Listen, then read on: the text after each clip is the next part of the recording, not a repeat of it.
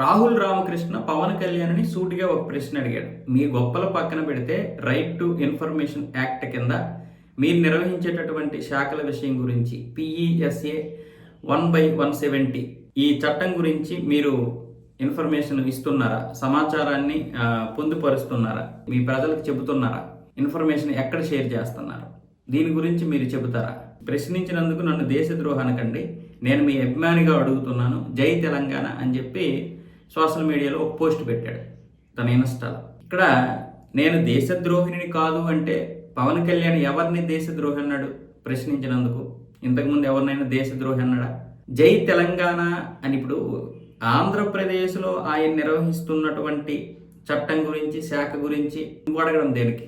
జై తెలంగాణ అంటే మీరు అసలు ఏమనుకుంటున్నారు? చూడండి, అంటే రాహుల్ రామకృష్ణ ఎంత తెలివైనోడు అనుకుంటున్నారు.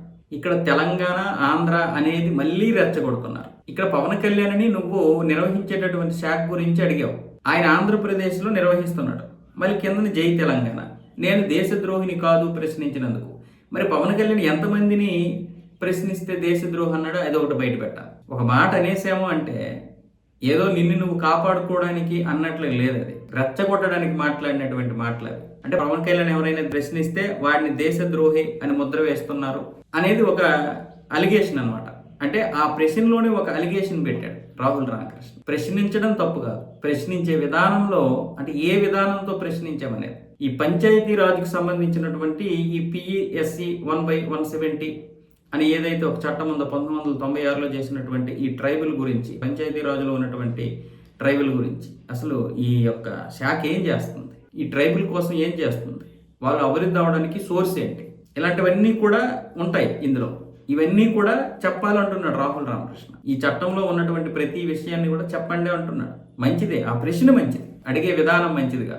నువ్వు జై తెలంగాణ అనాల్సిన అవసరం లేదు, నేను దేశ ద్రోహిని కాదు అని నువ్వు చెప్పాల్సిన అవసరం లేదు. అలా అడగకుండా పవన్ కళ్యాణ్ గారిని నువ్వు నిజంగా నేను ఒక అభిమానిగా అడుగుతున్నాను అన్నావు. అభిమానిగా అది అడిగినట్లేదు, గుచ్చుతున్నట్లు. అంటే మళ్ళీ ఈ తెలంగాణ, ఆంధ్రప్రదేశ్ ఏదైతే ఉందో రెండు తెలుగు రాష్ట్రాల యొక్క వివాదం, దాని గురించి లేదా నీ వెనక ఎవరో ఉండి మాట్లాడినట్లుగా.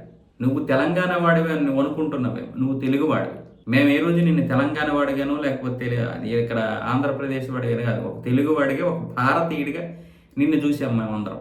నీలో ఆ శక్తి ఉంది, నీలో ఆ మంచి తెలివితేటలు ఉన్నాయి అనుకున్నాం. కానీ నువ్వు కూడా ఒక ఫక్తు రాజకీయ నాయకుడిలాగా మాట్లాడకు. ఈ రాజకీయాలు పెట్టి వీళ్ళు బాగుపడుతున్నారు, మనలాంటి వాళ్ళు మేము వచ్చేసి చెడిపోతున్నాము.